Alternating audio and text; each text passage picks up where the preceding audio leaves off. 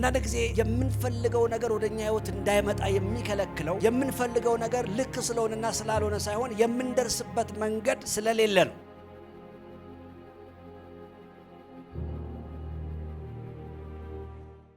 ዛሬ እግዚአብሔር መንገድን ያዘጋጃል በሚል ሐሳብ እግዚአብሔርን ቃል ጥቂት እናያለን። እግዚአብሔር መንገድ አለው። አሜን ነው። እስቲ መንገድ አለው ብሎ ባካችሁ። እግዚአብሔር መንገድ አለው። በተዘጋ ነገር ውስጥ መፍትሄ በሌለ ነገር ውስጥ አይቻልም ባለ ነገር ውስጥ እግዚአብሔር አምላክ መንገድ አለው። የመንገድ አንዱ ዓላማ ምንድነው? ከፖይንት ኤ ወደ ፖይንት ቢ የምንደርስበት ሲስተም ነው፣ የምንደርስበት ስርዓት ነው እና በምድር ላይ ያሉ መንግስታት ወይ ደግሞ አንድን ፖለቲካ የሚመራ ሰው ራሱ አንዱ ዲፋይን የሚደረገው በሚሰራው መንገድ ነው።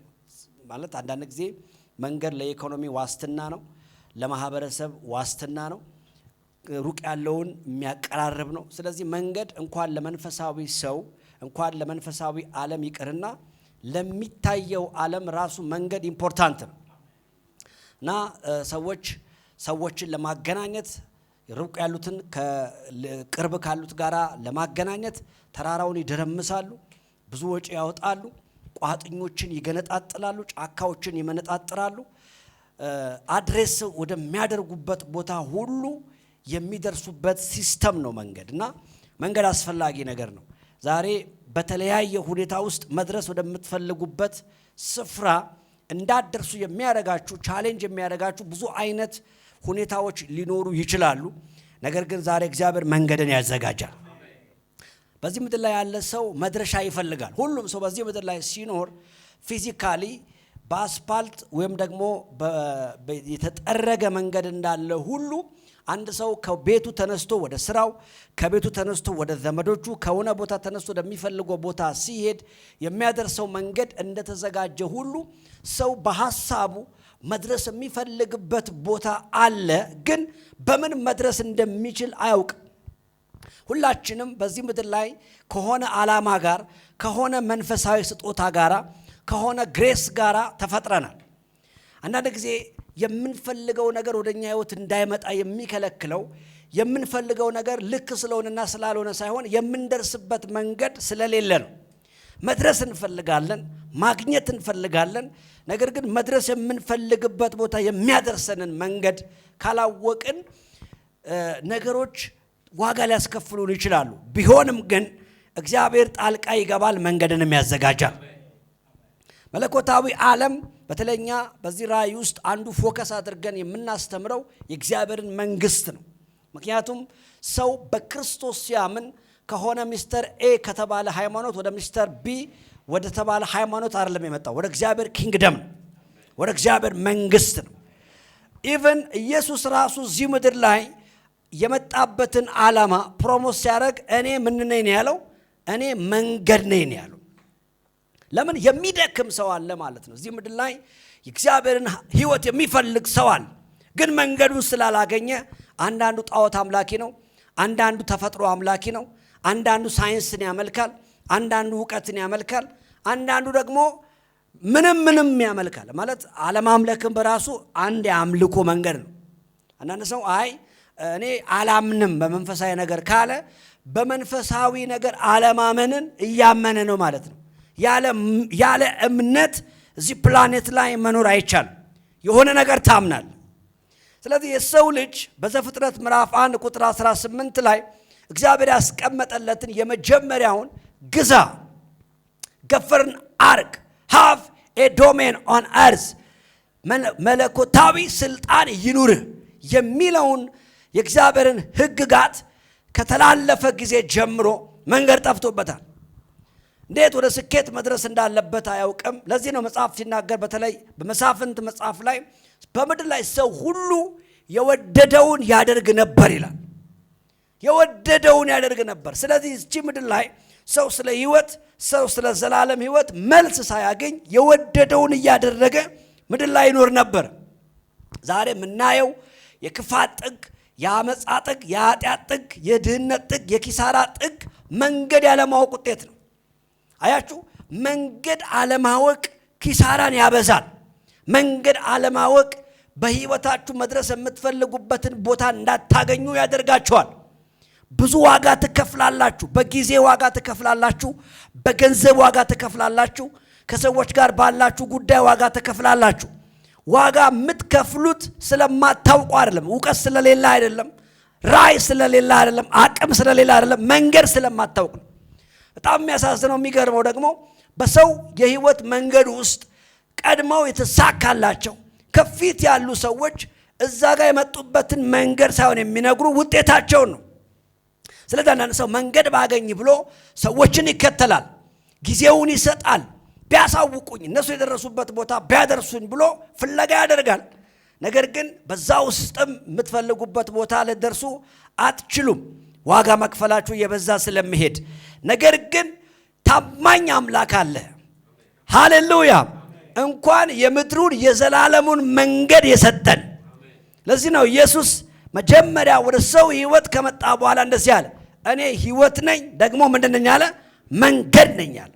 ወደ አብ መድረስ የሚፈልግ ማንኛውም ሰው በእኔ ካልሆነ በቀር ወደ አብ መምጣት አይችልም። የሰማያዊውን መንገድ አክሰስ ማድረግ አይችልም። ዛሬ በኢየሱስ ስም እንደ እግዚአብሔር ሰው ባረካችኋለሁ። እግዚአብሔር መንገድ ያዘጋጅላችኋል። ወደ ስኬታችሁ፣ ወደ ራእያችሁ፣ ወደምትፈልጉት ቦታ የምትደርሱበትን እግዚአብሔር ምክንያት የሚሆኑ በረከት የሚሆኑ ሰዎች በኢየሱስ ስም እግዚአብሔር ያዘጋጅላቸዋል። መጽሐፍ ሲናገር በኢሳይያስ 43 ቁጥር 19 ላይ እነሆ አዲስ ነገርን አደርጋለሁ እርሱም አሁን ይበቅላል።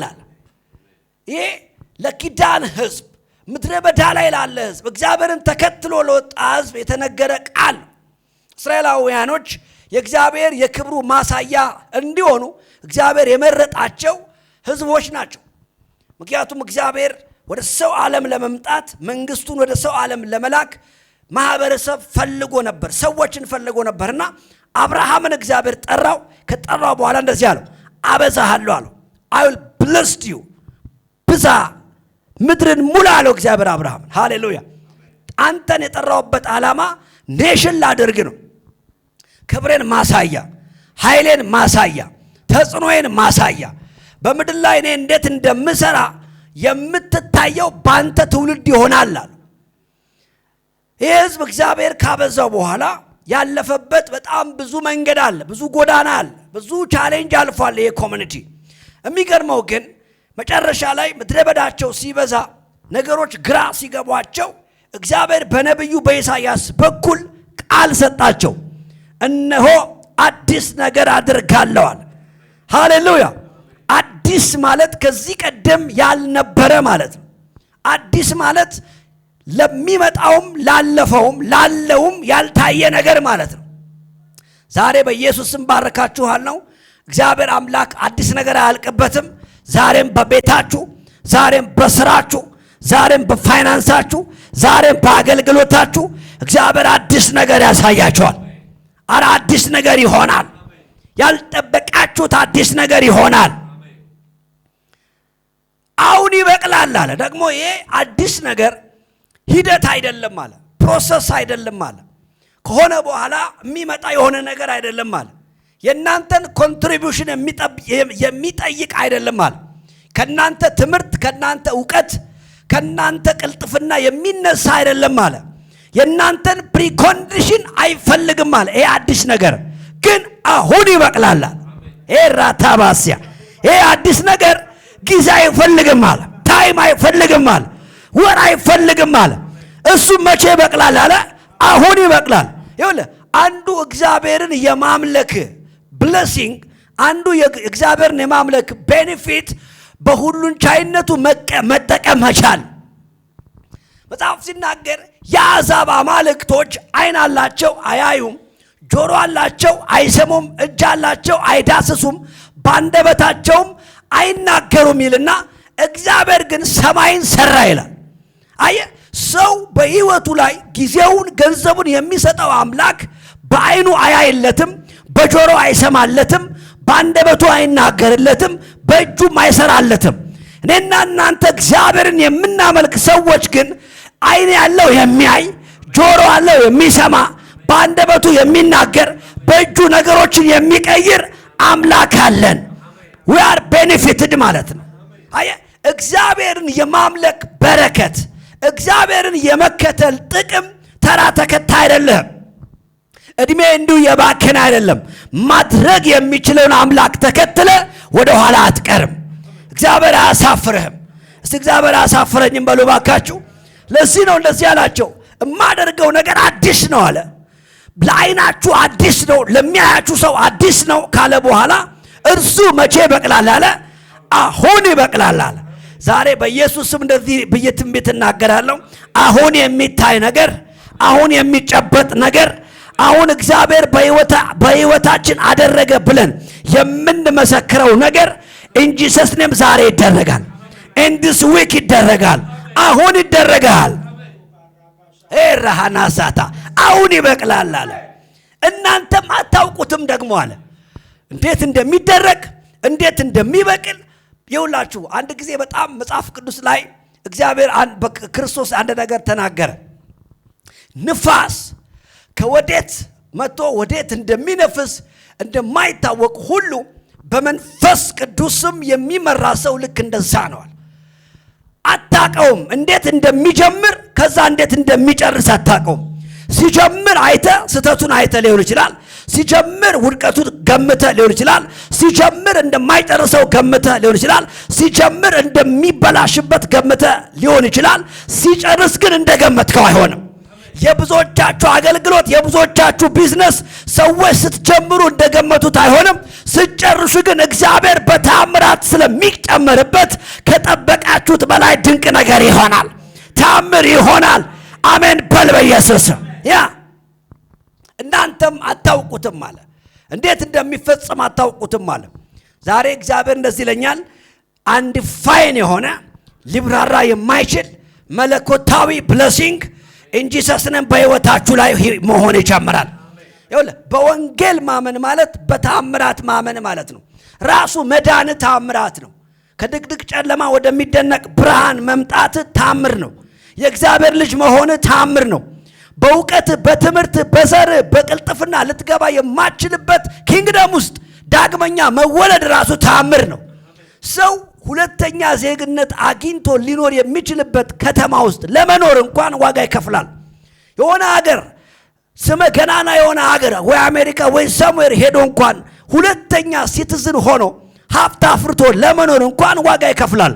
እኔና እናንተ ግን ሳንለፋ ሳንደክም በእምነት ብቻ በዚህ በተበላሸ ዓለም ውስጥ በዚህ በጨለማ ዓለም ውስጥ የእግዚአብሔር ልጆች ሆነናል። ከድቅድቅ ጨለማ ወደሚደነቅ ብርሃን መተናል። ሞት ወደማይሰራበት ሕይወት ገብተናል። ሃሌሉያ! ይሄ ትልቅ በረከት ነው። ይሄ ትልቅ ብሌሲንግ ነው። ስለዚህ እዚህ ዓለም ውስጥ ገብተ ነገሮች ተወሳስበው ነገሮች ተሸንፈው ሊያልቁ አይችልም። እናንተ አታውቁትም። እኔ ደግሞ አዲስ ነገር አደርጋለሁ፣ እርሱ መቼ ይበቅላል አለ። ከመሆን እስቲ ምን በሉ እስቲ አሁን በሉ። እንደገና መቼ በሉ እስቲ አሁን። ለሰማይ አሁን የዛሬ ዓመት አይደለም። ለሰማይ አሁን ለምድር አሁን እንደሆነ ነው። ዛሬ ጂሰስ ኔም ከሆኑ ኮኔክሽኖች ጋር ኮኔክትድ ማድረግ ትጀምራላችሁ። ያልጠበቃችኋቸው ሰዎች ወደ እናንተ መንገድ መምጣት ይጀምራሉ። በጣም የገረመኝ ምንድነው የአዲስ ነገር? በምድረ በዳ መንገድን እስቲ መንገድ በሉ እስቲ መንገድ፣ በበረሃ ወንዞችን አደርጋለሁ። በምድረ በዳ መንገድ በምንም ተአምር ሊገኝ አይችልም። ግን በዚህ ምድረ በዳ ውስጥ እኔ ምን አደርጋለሁ አለ? መንገድ።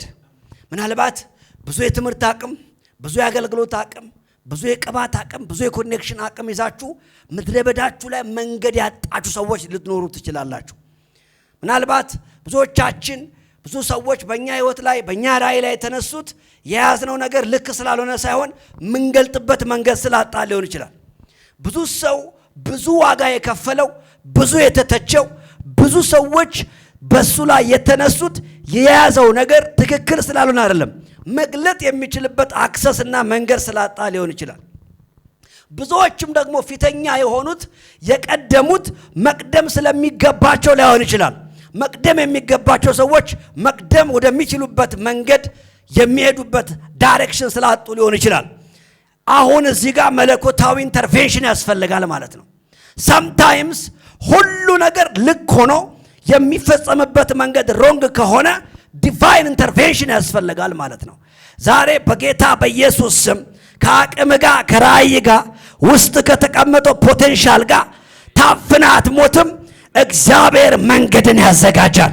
ተሰሚ የምትሆንበት መንገድ ትክክለኛው ራይት አቅም ትክክለኛ ቦታ ላይ መገለጥ የሚችልበት አቅም በኢየሱስ ስም ይለቀቅልሃል። አሜን፣ ይለቀቅልሃል በኢየሱስ ስም። ለምሳሌ ዮሴፍ በግብፅ ምድር ላይ ንጉሥ የሆነው ትክክለኛ አቅም ይዞ የሄደበት መንገድ ግን ትክክለኛ አይመስልም። የመሸጥ መንገድ ነው፣ የሐዘን መንገድ ነው፣ የስደት መንገድ ነው፣ የረሃብ መንገድ ነው፣ የመታሰር መንገድ ነው። ሰዎች ሲያዩት የሱ መንገድ የመጥፋት መንገድ እንደሆነ ያያሉ፣ የኪሳራ መንገድ እንደሆነ ያያሉ። ሰማይ ሲያየው ግን ወደ ንግስናው እየቀረበ እንደሆነ እያየ ነው። አያችሁ፣ እግዚአብሔር በምድረ በዳ መንገድን አደርጋለሁ ሲል የሚገመት አይደለም። ምድረ በዳ ላይ መንገድ አይገመትም። ነገር ግን እግዚአብሔር አምላክ ከአቅም ጋር እንድትሞት አይፈቅድም። እነግርሃለሁ፣ መንገድ ይዘጋጃል። ሰዎች ለጥፋት ያሉት፣ ለኪሳራ ያሉት፣ ለሞት ያሉት፣ ለሐዘን ያሉት ለመልካም ነገር እግዚአብሔር ይቀይረዋል።